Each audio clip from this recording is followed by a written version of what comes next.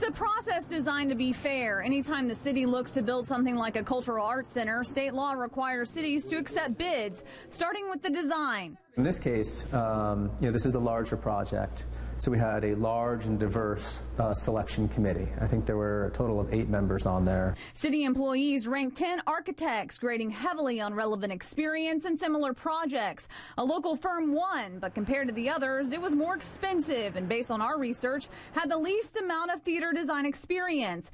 An Atlanta-based firm offered $700,000 less and had a long history of designing theaters around the state, including Georgia State University. And after seeing the proposed design, a non-traditional theater, a flex space with retractable seats, art organizations confronted the city. Historic Savannah Foundation posting on Facebook in September, it's time for city leadership to push the pause button to ensure that what is built serves the community to its fullest potential. But the city is moving forward. The final recommendation came down from the city manager. But why? Was there more to it? It was no secret that the wife of the architect was also the campaign manager to elect former Mayor Edna Jackson in 2011. If there's any collusion involved, it would have been the most complicated collusion in Savannah's history. So there was no pressure to change? Absolutely not. Absolutely not. I don't allow myself to be pressured that way. Okay? What do you say if someone says, I think my tax dollar, it looks like my tax dollars aren't being put to the best use? We make our best case to the taxpayers. We ask them to support funding for a specific facility.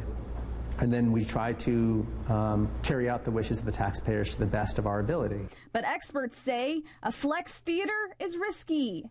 You have to be very careful in performing arts centers. You can't be all things to all people. Carol Thompson devoted her entire career to the arts, retiring last fall as the executive director for Georgia Southern's Performing Arts Center, overseeing their 1996 construction, a process that was very frustrating. They really had approached it like a classroom, like an auditorium.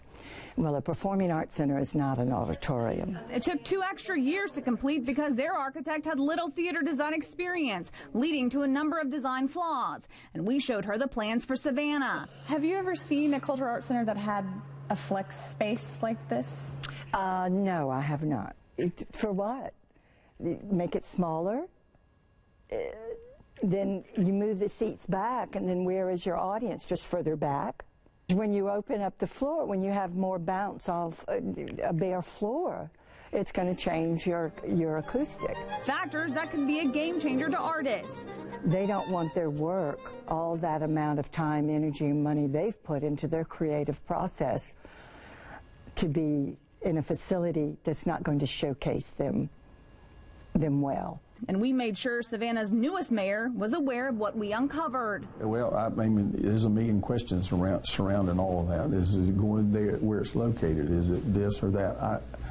I'm sure we'll get that all answered shortly. Despite December's groundbreaking, this project is now under new leadership, and they have full reign to change it. We have not approved a construction contract yet. We haven't approved spending to build this thing. It's 100% in the hands of City Council.